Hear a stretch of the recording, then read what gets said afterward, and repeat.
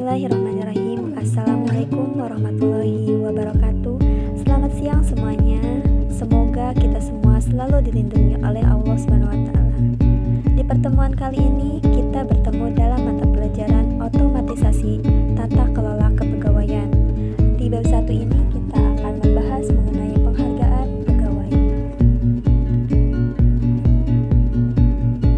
Dari materi kali ini, apa yang harus kita capai dari kompetensi dasar, yaitu yang pertama, memahami penghargaan pegawai, yang kedua, melakukan pengelompokan penghargaan pegawai, serta tujuan dari pembelajaran ini adalah untuk memahami pengertian penghargaan pegawai, memahami manfaat dan tujuan pegawai. Ketiga, menunjukkan faktor-faktor yang mempengaruhi pemberian penghargaan. Yang keempat, mengelompokkan bentuk-bentuk penghargaan. Yang terakhir, melakukan pemberian penghargaan. Penghargaan pegawai mencakup pengertian penghargaan pegawai, dasar hukum penghargaan, tujuan dan manfaat penghargaan, faktor-faktor yang mempengaruhi penghargaan, jenis-jenis penghargaan, masalah pada pemberian penghargaan, dan bentuk serta wujud penghargaan PNS. Di poin A, kita akan membahas mengenai pengertian penghargaan pegawai. Penghargaan pegawai yang diberikan terhadap pegawai di suatu organisasi dapat memotivasi dan meningkatkan kinerja dari pegawai. Penghargaan berasal dari bahasa reward, yang berarti ganjaran atau hadiah. Pengertian penghargaan pegawai menurut para ahli adalah yang pertama menurut Eccles dan Sendeli pada tahun 2005 di halaman 485. Reward adalah suatu yang diberikan kepada seseorang karena dia melakukan sesuatu hal. Hal tersebut wajar digunakan sebagai apresiasi, ungkapan terima kasih, dan perhatian kita terhadap pegawai. Dan yang kedua menurut Nugroho pada tahun 2006 pada bukunya halaman 5 yang membahas mengenai penghargaan atau reward adalah ganjaran, hadiah, penghargaan, atau imbalan yang bertujuan agar seseorang menjadi lebih giat lagi usahanya untuk memperbaiki atau meningkatkan kinerja yang telah dicapai.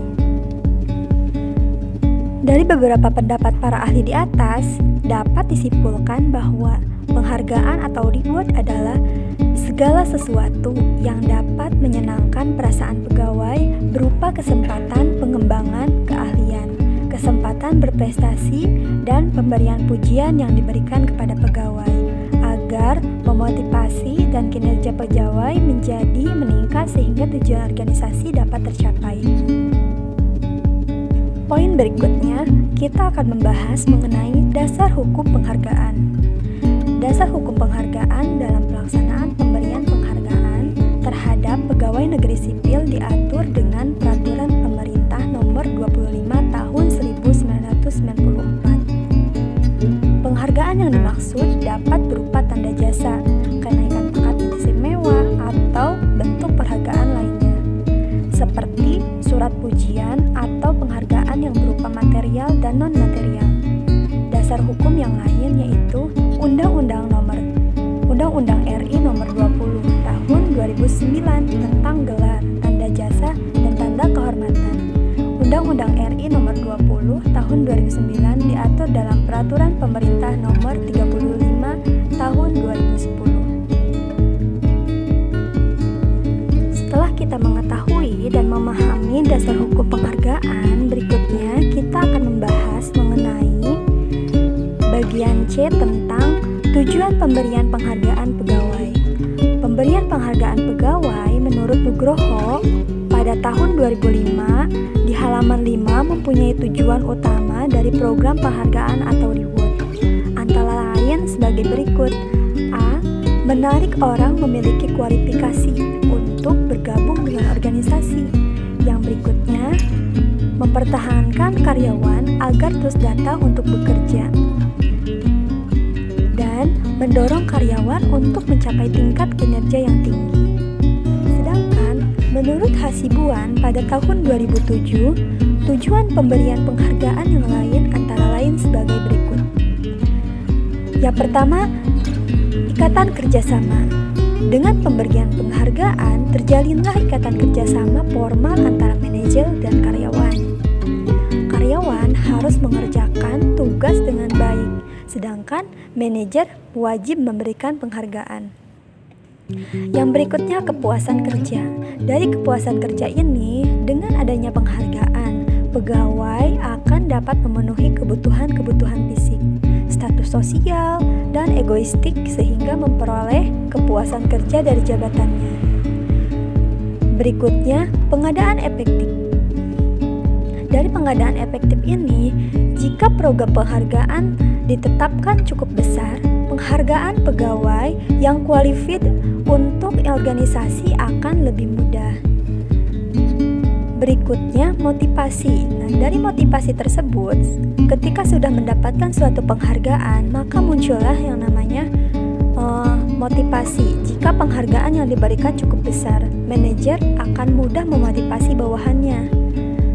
Berikutnya akan muncul stabilitas karyawan. Dengan program berdasarkan prinsip adil, layak, dan eksternal, konsistensi yang konservatif, maka stabilitas karyawan lebih terjamin karena turnover relatif kecil. Maka akan dibentuk yang namanya disiplin. Disiplin ini dengan pemberian penghargaan yang cukup besar, maka disiplin karyawan semakin baik, sehingga mereka akan menyadari dan menaati peraturan-peraturan yang berlaku. Pengaruhnya, serikat buruh. Dari pengaruh serikat buruh ini dengan program penghargaan yang baik, pengaruh serikat buruh dapat dihindarkan dan karyawan akan berkonsentrasi pada pekerjaan. Berikutnya, pengaruh pemerintah. Dari pengaruh pemerintah tersebut, jika program penghargaan sesuai dengan undang-undang perburuhan yang berlaku, investasi pemerintah dapat dihindarkan.